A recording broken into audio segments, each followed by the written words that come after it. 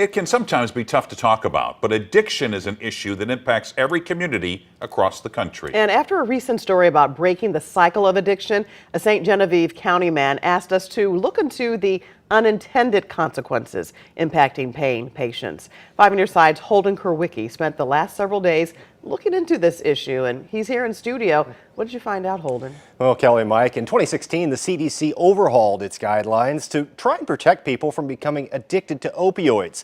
But according to the experts that I spoke with, this is an issue for thousands of Americans who were never addicted, and now they're suffering in silence.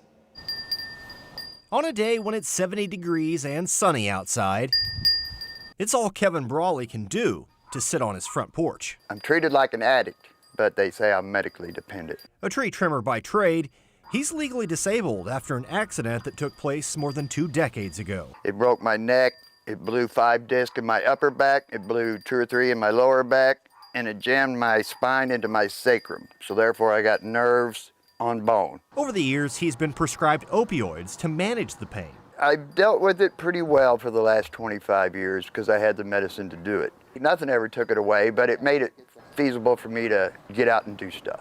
Now, I've lost everything. You know, I lay in bed or on the couch. I don't get out of the house unless I have to. In 2016, the CDC revised prescription guidelines to try and avoid opioid abuse. The people making these laws have probably never been in pain a day in their life, much less 24/7 like I deal with. We do a really poor job, I think, as providers with managing chronic pain and with managing opioid use disorder.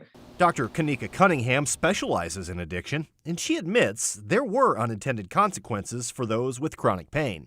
It did cause a lot to either immediately cut people off the opioid, in which people then turned to the black market heroin.